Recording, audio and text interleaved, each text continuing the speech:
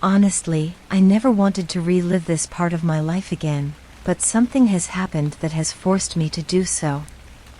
I don't even remember much. The entire part of my life when the event happened seemed like a blur, like it wasn't even real. For the longest time I even thought I had dreamt it up. Or maybe I knew it was real, but refused to entertain the idea out of fear alone. I was a fool to think I could have just erased something like that from my past. It looks like my past has finally caught up with me. I'm going to recall my experience from when I was a child. I'm going to try to remember as much as I can, but like I said, much of it is a blur. This surreal experience terrorized me for 3 years of my life, beginning when I was 7 years old. I called this experience the Blue Man. Everything began with a door. One night I would go to sleep, tucked behind my big pink and purple bed sheets, my blue nightlight in the corner of the room, illuminating the closet door that I was always so afraid of. I dozed off to sleep after my parents kissed me goodnight. Nothing seemed amiss. I had quite a vivid dream that night. Usually, dreams are forgotten quite easily. You remember them for a few minutes upon waking up, and then they fade away, never to be remembered again. There are only a handful of dreams that stand out enough to be remembered, and this was one of those dreams. I remember sitting in a field, similar to the wheat field behind my house. I was wearing the same pajamas I had on when I went to bed. It was dark out, heavily overcast, and the wheat around me seemed to flow steadily in a slight but calm wind. I remember how deathly silent it was. In the middle of a field, just a few feet in front of me, sat a single black, wooden door. A knock came from the other side, 3 knocks in quick succession. Puzzled for a moment, I stood up and slowly walked over to the door. I peeked around the door frame, confused to why someone would knock on a door with no walls separating the other side. Nobody was there. Another knock echoed through the field, 3 more quick knocks with a voice following this time. The voice was calm and soft, like the wind, yet at the same time it made me uncomfortable. "Hey," spoke from the other side, slightly muffled behind the door. "Can you let me in? It's cold out here." That was all the voice said, and without thinking much about it, I touched the black doorknob and turned it slowly, and as I watched the black door slowly open, cold air blasted in from the other side. The once still and quiet field was hit with a rush of cold air. I stumbled back a few feet as chills rippled down my spine and the crops of wheat shook. As the rush of cold and violent air subsided and the field once again grew still, I saw as the open door had nothing on the other side, nothing but the other side of the field with the same overcast sky. That was when I was pulled from my dream. I woke up in my room. I remember being very cold despite being tucked under my sheets. I turned over to see my alarm clock. The sunlight from the morning sky outside peeked through my window and hit my face. I sat up and quickly noticed that my bedroom door was open. I had sworn my parents closed it the night before after tucking me in. They always did. If only I had known then what I had unintentionally invited into my life. Nothing much of significance would happen that day. I would go to the kitchen and meet my parents, and they would make me breakfast before sending me off onto the school bus.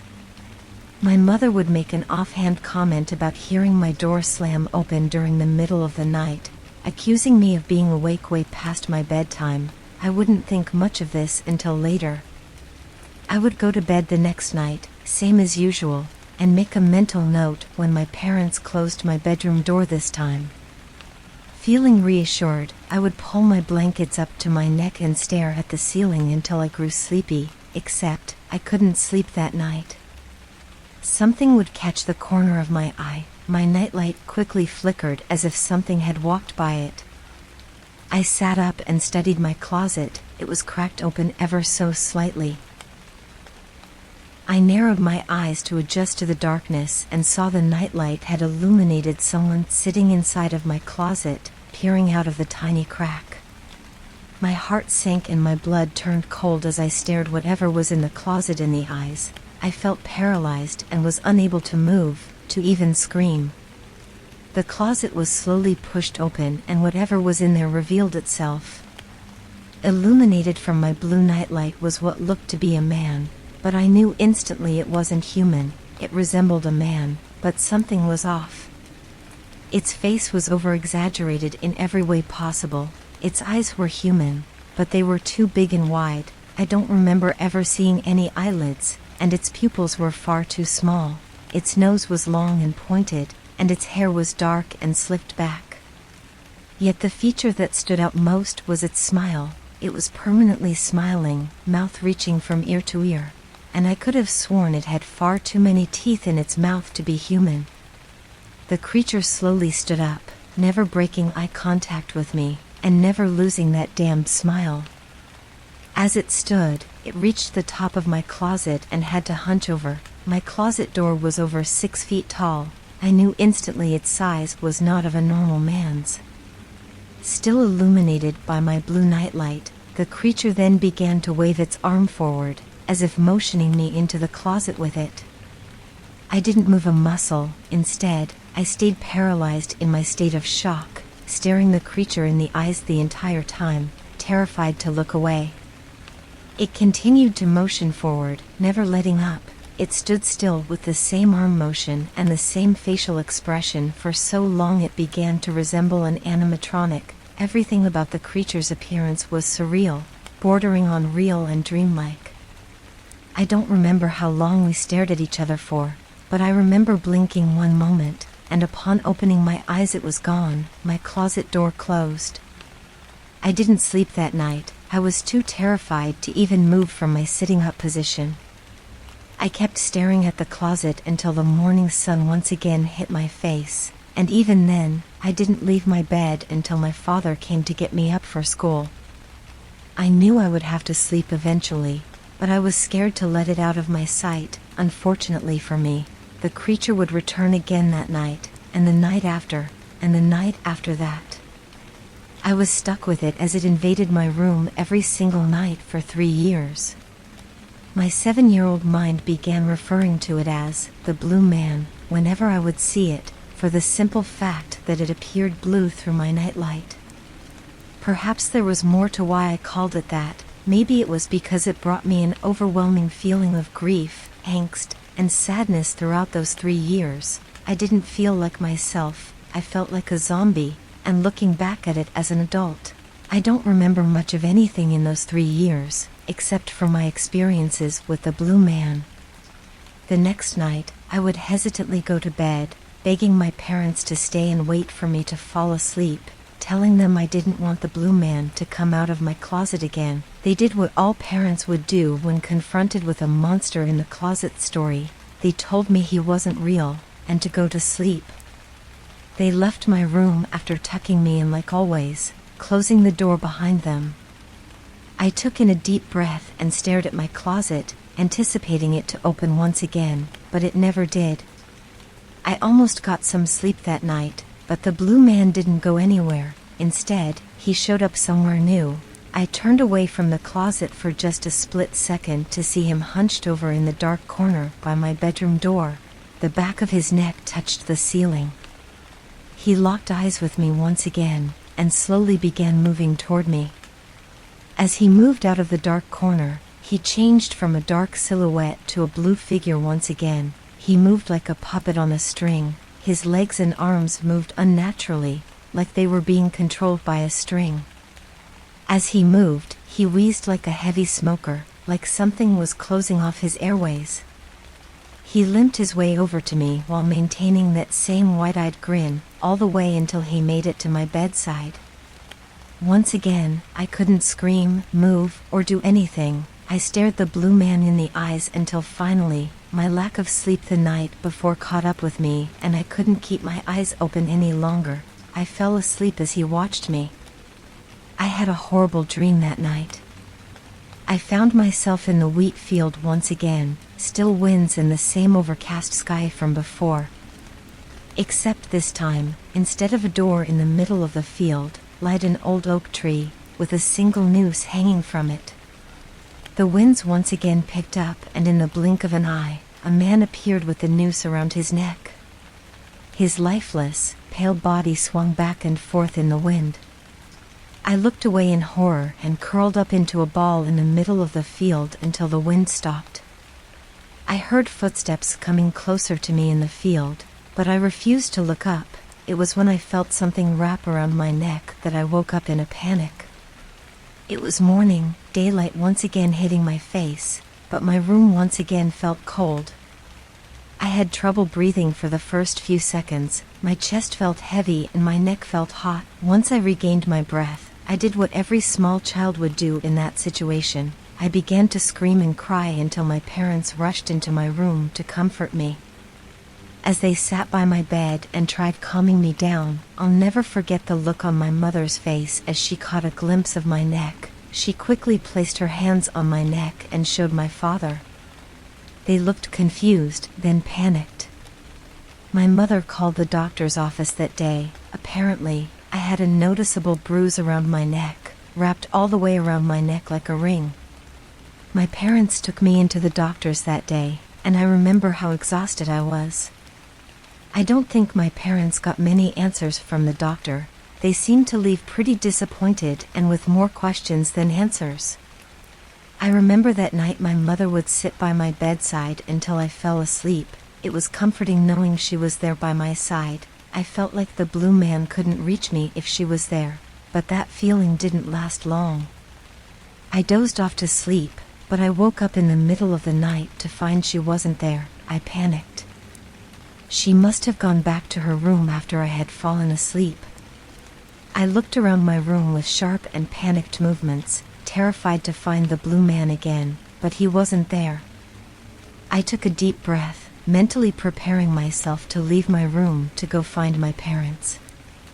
I swung my legs off my bed, and when I looked down at the floor, I saw his face, looking up and smiling at me as he lay under my bed. I threw myself back under my covers and covered my face. I heard him slowly pull himself out from under my bed and stand up, all while making those disturbing wheezing sounds. I knew he stared down at me the entire night, but there was nothing I could do about it, and I was too scared to turn around to look. This continued for so long, and I just forced myself to get used to it. I noticed the blue man would never make physical contact with me when I was awake. He would just stare, always in different places of my room, so I could never anticipate where to find him next. My sleeping was on and off. Some nights I would be too terrified to sleep, but on the nights when I couldn't take it anymore, my eyes would grow too heavy, I would lose the staring game, and I would fall asleep, leaving him to give me awful nightmares. The nightmares would happen every night. There were too many to remember all of them. Most of them were pretty similar, and they all had the same theme: asphyxiation. Sometimes I would be in the wheat field witnessing a man hanging from a tree. Sometimes I would be so deep underwater light couldn't pierce through, and I would watch myself drown, and other nights I would watch myself get buried alive. Every time, I would wake up out of breath and the bruises on my neck fresh. The bruises never went away in those 3 years. In fact, they got worse. The bruises would only appear around my neck. After a few weeks, my parents would begin fighting regularly. They would scream at each other day and night, pointing fingers at each other. I was too depressed to care. For some reason, during the entire 3 years, I was too depressed to care about much of anything. I was inexplicably sad for a reason I cannot describe, too depressed for any normal 7-year-old to be. I just felt tired, weighed down from the constant visits from the blue man. He felt like a never-ending sickness. Every time he would visit, I would grow terrified. That fact never changed, but I no longer dreaded his visits. I just got used to being terrified every night. I would wear shirts that covered my neck at school, but I must have not been able to hide it very well, and Child Protective Services arrived at my house one day to take me away. All I knew at the time was that I had to stay with my grandmother for a little while, and I wasn't allowed to see my parents. Even at my grandmother's house, the blue man followed. Same as before, he would appear in my room late at night, once everyone else in the house was asleep. Sometimes he would hang from my ceiling, right above my bed, sometimes it would be back in the closet, and sometimes he would even be outside of my room, staring in through the bedroom window with his face pressed up to the glass. 3 years of my life was characterized by being in hospital waiting rooms with constant examinations, yet no answers. I was too depressed to care what was happening to me, and I never really spoke of the Blue Man to anyone. Doctors, Child Protective Service agents, teachers, everyone would ask me questions, but I would always shrug my shoulders and ignore them. My parents and grandmother could barely recognize me anymore. I had gone from a normal little girl to one who had a constant thick cloud of sadness hanging over them, and a ringed bruise around my neck that never went away. I could only imagine how scared everyone was for me, but it all ended when I was 10, seemingly randomly. Perhaps the Blue Man grew tired of terrorizing me? It ended just how it began, with a black door in the middle of a wheat field. One night as I dreamt, I found myself sitting in the field again. I stared at the door. It was wide open with cold air rushing in. I stood up and walked closer towards it. The air pushed against me and made it difficult to move forward. I reached my arm out to close it, but before I could touch the door, it slammed shut with such force the field around me shook from the impact. The cold air abruptly stopped, and I woke up to the alarming sound of my bedroom door slamming shut.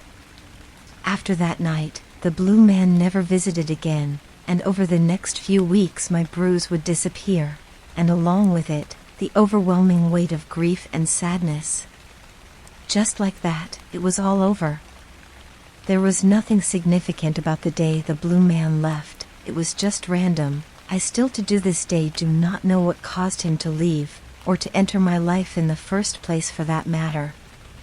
It is now the year 2021 when I am writing this. I am now 31 years old, a young mother with a son of my own, Isaac. He's 5 years old. I had all but forgotten about the Blue Man, pushing it out of my mind out of pure denial it happened. However, last night I was forced to come to terms with reality, that the Blue Man is real. I was working from home, writing up a report my boss wanted in by the next day, when I felt a tug on my sleeve. I looked down to see Isaac. He looked as if he wanted to tell me something. I picked him up and placed him up on my lap. "What's up, buddy?" I asked. "Hey, Mom," he questioned, "have you seen the Blue Man?" "Excuse me?" "The Blue Man, he told me that's what you called him. He told me he was cold too, so I let him inside." My hands were shaking as I parted his long hair away from his neck, to reveal a slight red ring beginning to appear around my son's neck.